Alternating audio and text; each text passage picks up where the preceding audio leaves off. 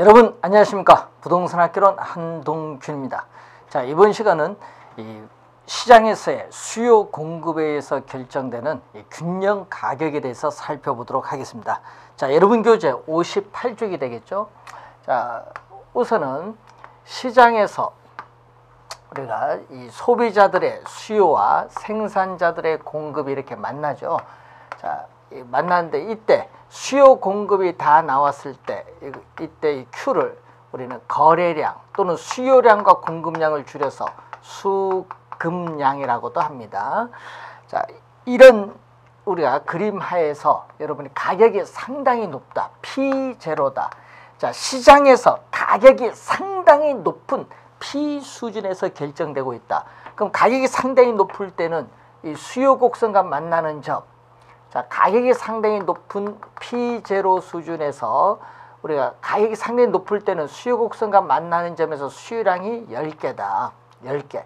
그런데 이 공급 곡선과 만나는 점에서 우리가 공급량은 가격이 비싸니까 많이 공급하겠죠. 공급량은 90개다.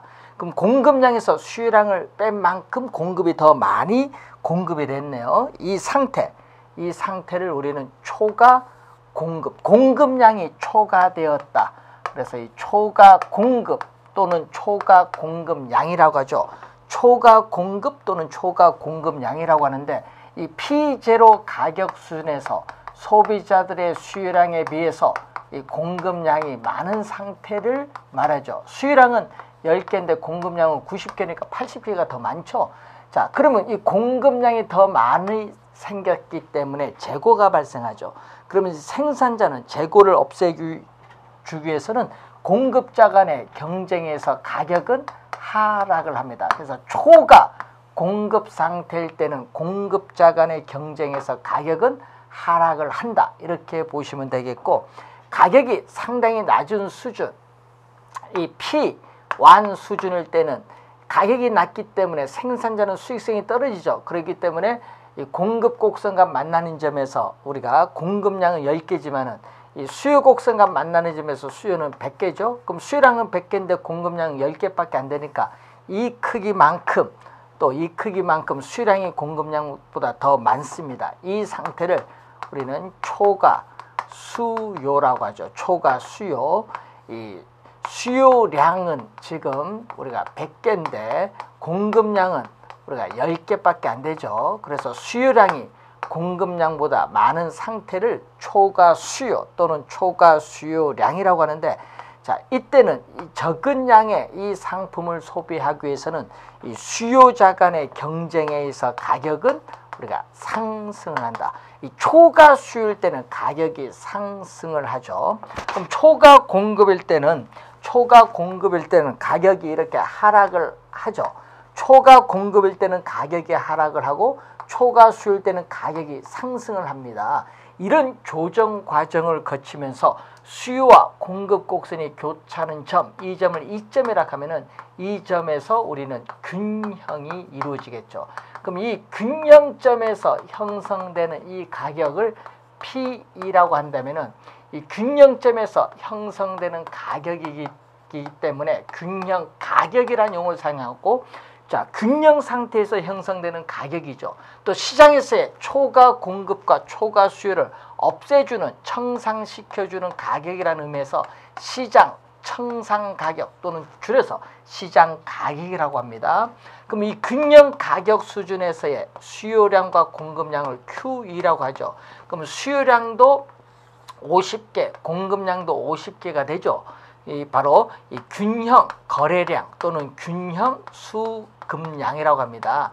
자, 이 균형 가격 수준에서 수요량과 공급량을 균형 거래량인데, 이 균형 거래량 수준에서는 수요량도 50개, 공급량도 50개가 되죠. 그러면 수요량 QD 50개고 이 공급량 QS도 50개다. 이 수요량과 공급량이 같은 상태, 이 수요량과 공급량이 같은 이 상태를 우리는 바로 균형 거래량이다. 여러분 주의해야 될 것은 항상 이 수식을 이용해서 계산 문제를 풀어야 되거든요. 그래서 이 수식 상당히 중요한 수식입니다. 이 수식을 이용해서 계산 문제를 풀어야 된다. 그럼 균형 거래량에서는 수요량과 공급량이 같습니다. 그러면 수요량과 공급량이 같기 때문에 균형 상태에서는 초과 수요도 없고, 균형 상태에서는 초과 수요도 없고 초과 공급도 없는 상태라는 것을 이해를 해 두셔야겠죠. 자, 시장에서의 균형 가격이 어떻게 결정되고 있는가, 이 원리를 여러분 기본적으로 이해를 하고 나서 그 다음에 뭐를 공부해야 되냐, 균형 가격의 우리가 균형점에 있어서의 이동, 균형 가격과 균형 거래량이 어떻게 변동하고 있냐, 이 균형 가격의 이동에 대해서 우리가 살펴봐야 되겠죠. 59페이지 오시면은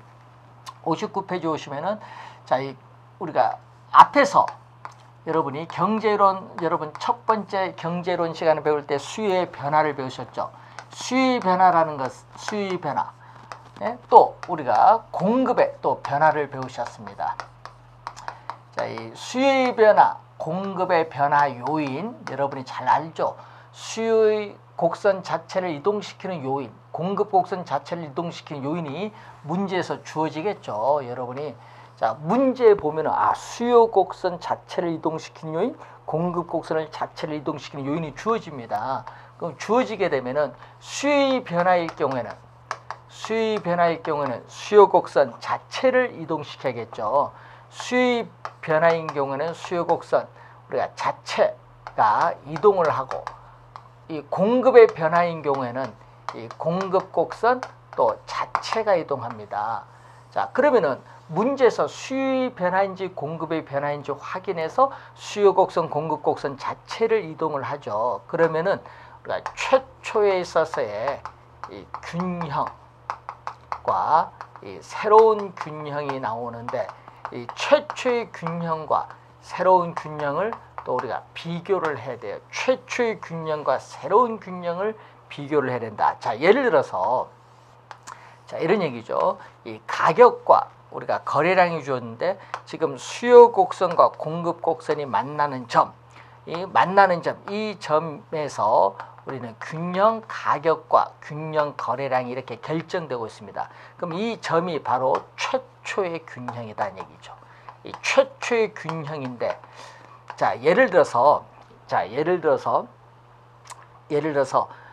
어떤 요인에 의해서, 자, 여러분 어떤 요인, 예를 들면 소비자의 선호가 증가해서 수요 곡선 자체가 우측으로 이동을 했다. 그러면 새로운 이 균형, 이 점이 이 새로운 수요 곡선과 공급 곡선이 만나는 이 점이 바로 뭐가 돼요? 새로운 균형입니다.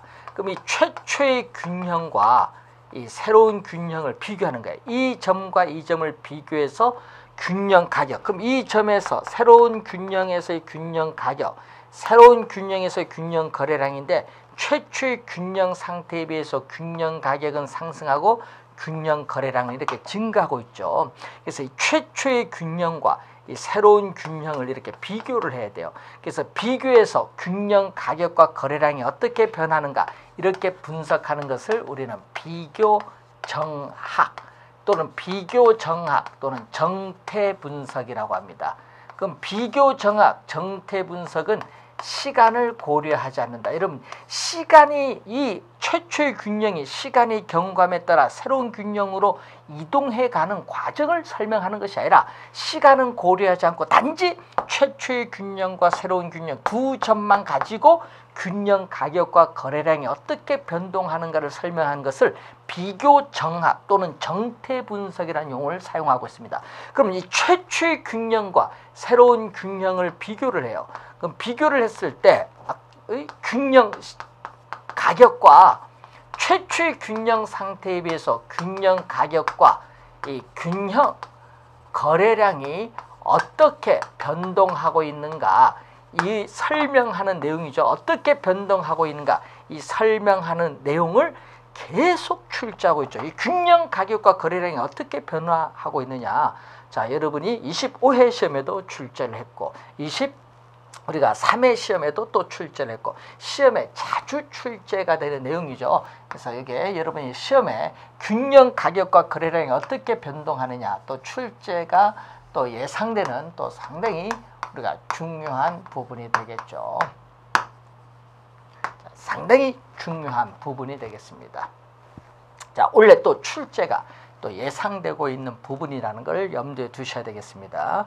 그래서 이런 유형이죠. 그래서 여러분 교재에 보시면요, 59페이지에 뭐 균형 가격의 변동에서 우리가 공급은 변화가 없을 경우에 수요가 증가 감소하는 경우, 또 수요가 변화가 없을 경우에 공급이 증가 감소하는 경우 예가 나오고, 그리고 여러분 60페이지 보시면은 수요 공급이 동시에 변동하는 경우, 요거 암기하시면 안 돼요. 항상 여러분이 배운 요 수요의 변화, 공급의 변화를 요인을 알고 곡선 자체를 이동시켜서 생각하시면 돼요. 요걸 암기하려고 하지는 마십시오. 그래서 여러분이 우리가 예를 들어서 수요가 증가하고 공급이 감소한다. 자, 예를 들어서 여러분이 수요가 증가한다. 자, 수요가 증가하고 또 동시에 공급이 감소한다. 여러분, 이 수요가 증가하고 동시에 공급이 감소한다. 그러면 이런 형태의 그림이 수요와 공급이 동시에 변동할 경우에는 이렇게 그림이 세 가지가 나오죠. 이렇게 그림이 세 가지 형태가 이렇게 나와요. 자, 수요, 공급에 있어서 이렇게 세 가지 형태의 그림을 보면서 여러분이 요걸 여러분이 나중에 집에서 연습을 좀 하시다 보면요, 요건 그림을 그리지 않고도 쉽게 이제 답을 구할 수 있어요. 여러분이 항상 집에서 연습장을 꺼내놓고 한번 그림을 이렇게 그리는 연습을 몇 번 하다 보면은 그림을 그리지 않고도 이해가 되면서 저절로 여러분이 이 문제를 맞출 수가 있습니다. 자, 그러면은 자, 지금 이 문제에서 한번 우리가 확인해 볼까요? 수요가 증가하면은 수요 곡선 자체가 우측으로 이동을 해요. 자, 공급이 증가하면 수요가 증가하면 수요 곡선 자체가 우측 이동하고, 공급이 감소하면 공급 곡선 자체가 왼쪽으로 이동하는데, 이때 이 수요 공급 새로운 균형은 요거죠. 빨간 파란 만난 이 점이 새로운 균형입니다. 그럼 새로운 균형점에서 균형 거래량은 변화가 없고 균형 가격은 상승을 하고 있습니다. 자, 이런 경우가 있고, 이번은 수요가 대폭 증가를 하는 경우가 있고 공급은 이렇게 약간만 감소하는 경우 있죠. 그러면 이 또 새로운 균형점, 이 새로운 균형점에서 균형 거래량은 증가하고 또 균형 가격은 상승을 하고 있어요. 이번은 수요는 이렇게 약간만 증가하고 공급이 대폭 우리가 감소하는 경우 있죠. 그럼 새로운 또 이 균형점에서 우리는 최초의 균형과 비교를 했더니 균형 거래량은 감소하고 균형 가격은 상승하죠. 자, 결론적으로 수요가 증가하고 동시에 공급이 감소하는 경우는 어느 경우든지 수요의 증가폭, 공급의 감소폭에 따라서 어느 경우든지 균형 가격은 항상 뭐한다? 상승합니다.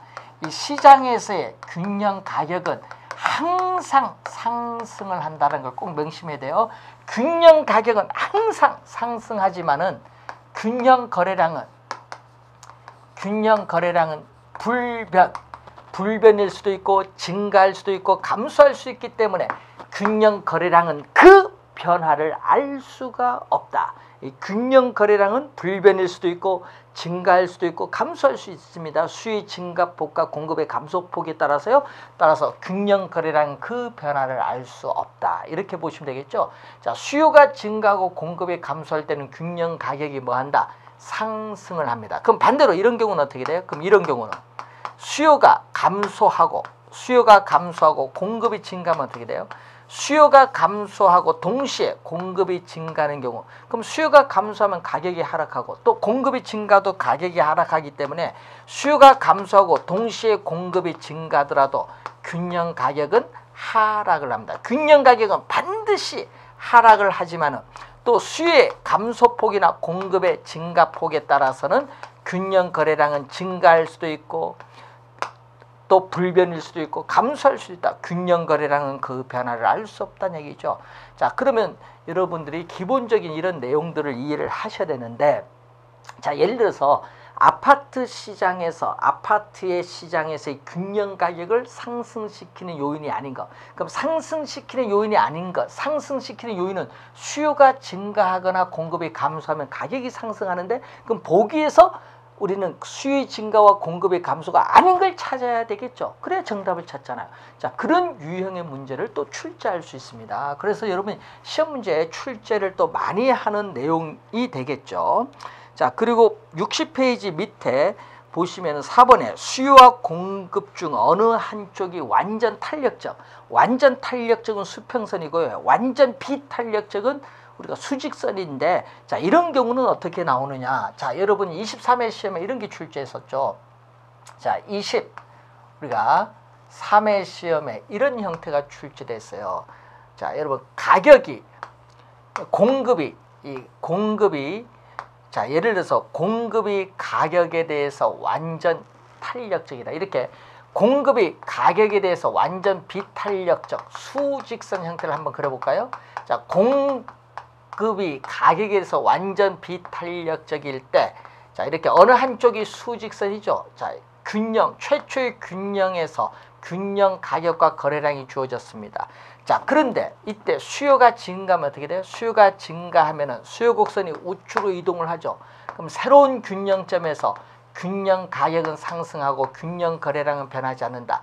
23회 시험에 정답 지문으로 물었죠. 뭐 이런 걸 여러분이 계산을 할 줄 알아야 됩니다. 그럼 예를 들어서 이렇게 주어지면 어떻게 돼요? 이번은 공급이 가격에 대해서 완전 탄력적이다.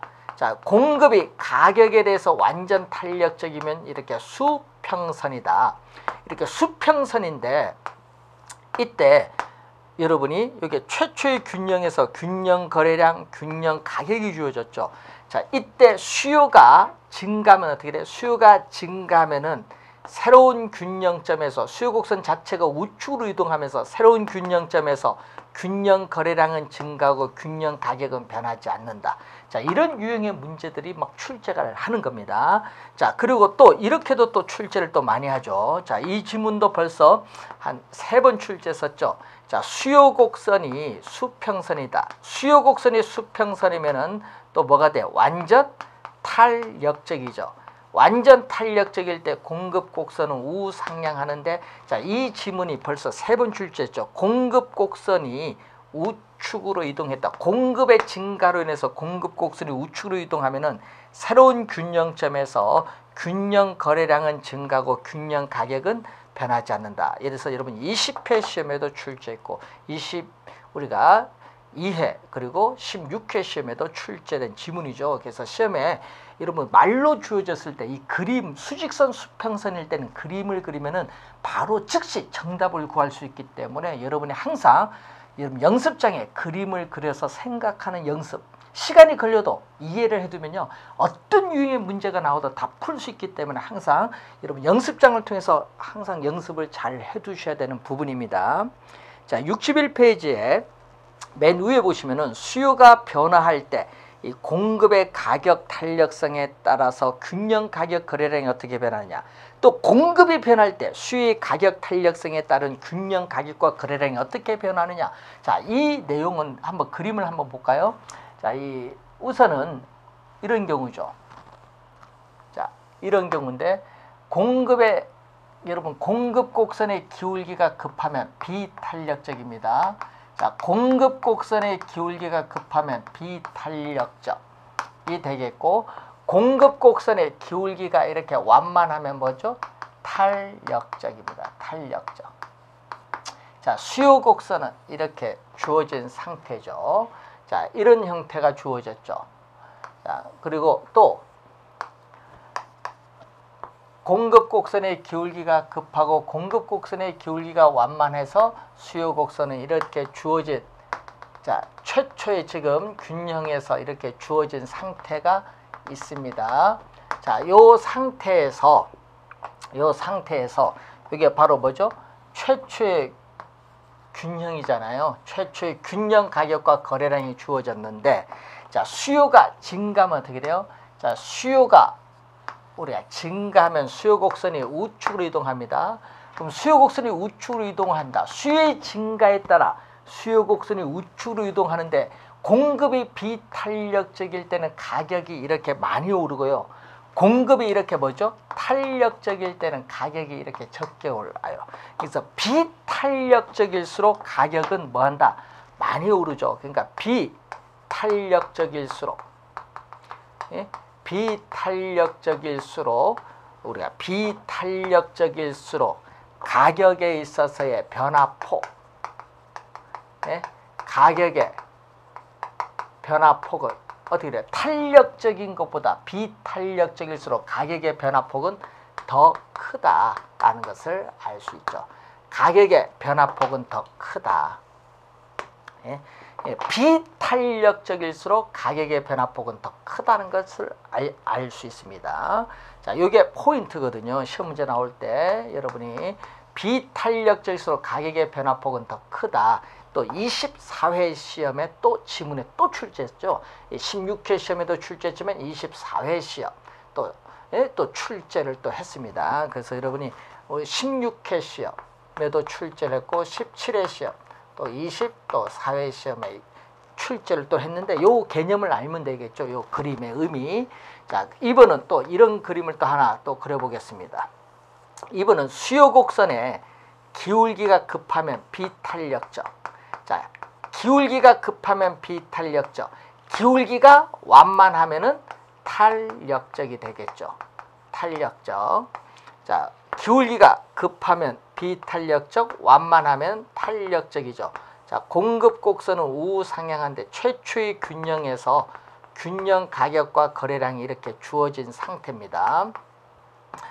자, 그러면은 이때 요 점에 공급 곡선이 이렇게 주어졌을 때 이게 최초의 균형 가격과 거래량이 이렇게 주어진 상태에서 자, 우선 요거 그림 볼까요? 이번은 수요가 감소할 때는 어떻게 돼요? 수요가 감소하면 수요 곡선이 왼쪽으로 이동하죠. 그러면은 공급 곡선의 기울기가 급하다. 비탄력적일수록 가격은 이렇게 많이 하락하고 탄력적인 가격이 이렇게 조금 하락하죠. 그러니까 비탄력적일수록 왼쪽은 가격이 많이 오르고 또 오른쪽은 가격이 더 많이 내리죠. 그러니까 비탄력적일수록 가격의 변화폭은 더 크다는 것을 여러분 그림을 통해서 이해를 해 두시면 되겠고, 자, 요 그림에서는 어떻게 돼? 이번은 공급이 증가하면 어떻게 돼요? 공급이 증가하면 공급 곡선이 우측으로 이동을 하는데 수요가 비탄력적이면 수요가 비탄력적인 가격이 많이 하락하고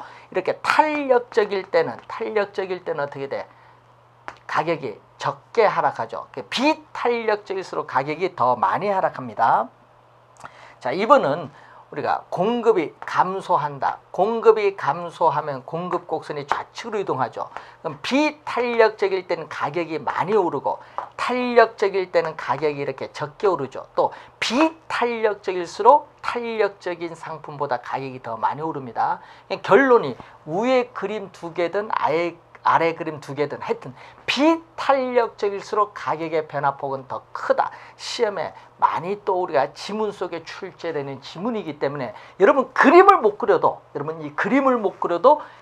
이 그림을 보면서 이 말의 의미, 비탄력적일수록 가격의 변화폭은 더 크다. 이 말의 의미가 어떤 의미를 가지고 있는지 이해를 해 주시면 되겠습니다.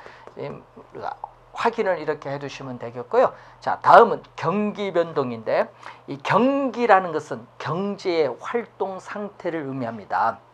그러면은 이 경기가 좋다 나쁘다 이런 얘기를 많이 하고 있죠. 그러면 이 경제의 활동 상태가 좋다 나쁘다 이렇게 얘기를 할 수 있는데, 그럼 이러한 경기가 좋고 나쁨이 시간이 경과함에 따라 반복적으로 이루어지죠.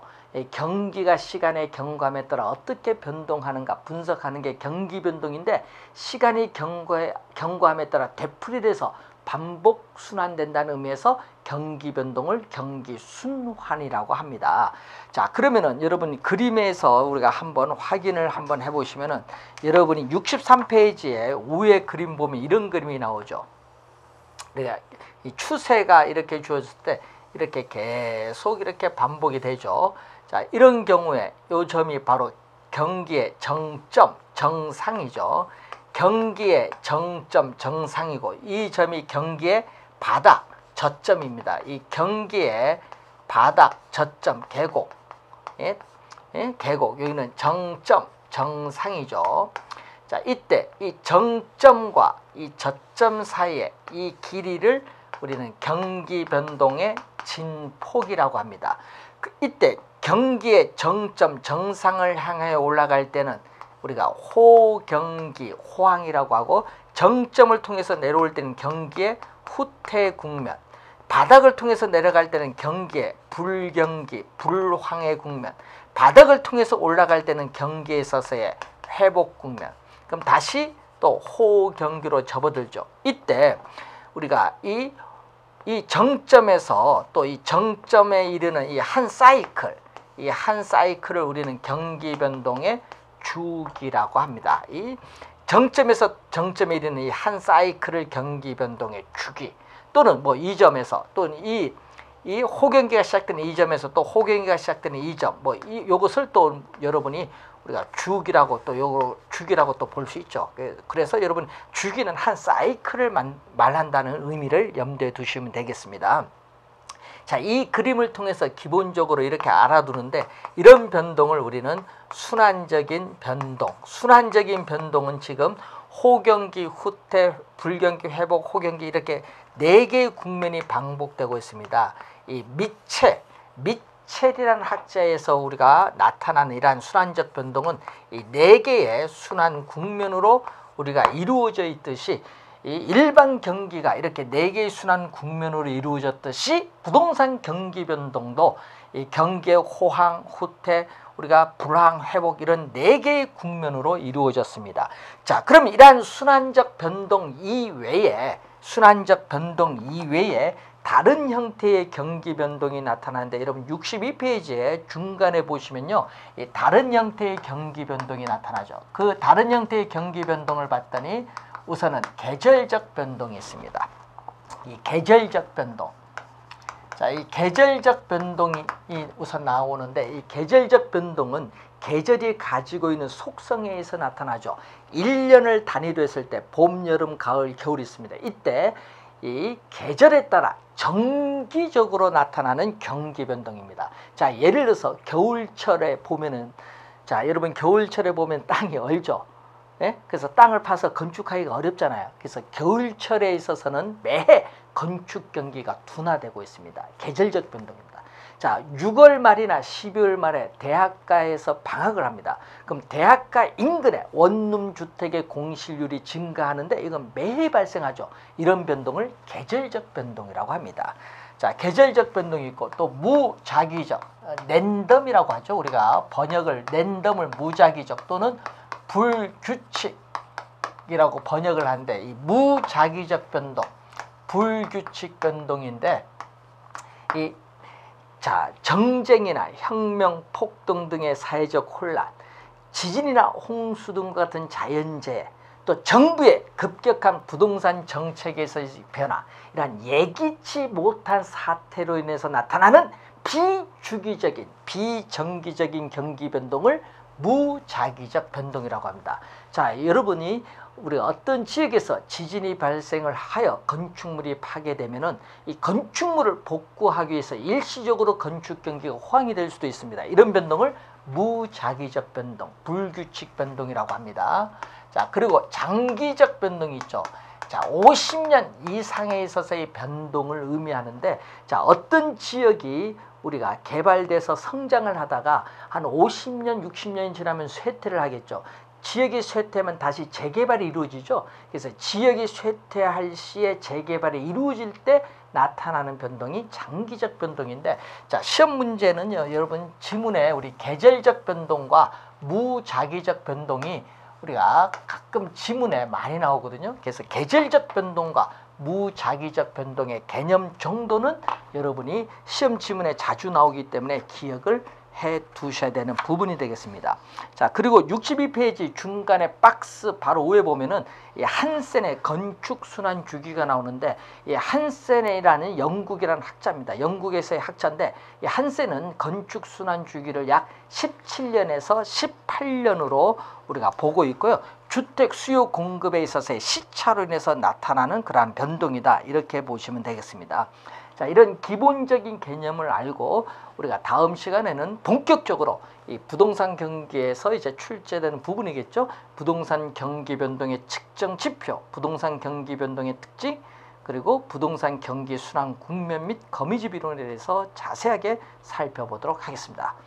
자, 여러분이 수요 공급에 대한 경제론 이렇게 해서 여러분이 금년 가격 결정까지 마쳤는데 항상 여러분 교재를 보면서 그리고 연습장에 그래프를 그리는 연습, 수요 공급에 의해서 가격이 어떻게 결정되고 변동하느냐 이 그래프 그린 연습을 자주 하시면은 어떻게 돼요? 어려웠던 부분이 서서히 이해가 되면서 이제 본 시험 여러분 10월 24일 본 시험 가면은 쉽게 우리가 풀 수 있으리라고 생각합니다.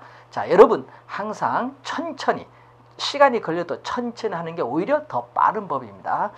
여러분 항상 최선을 다하시기 바랍니다. 다음 시간에 뵙겠습니다.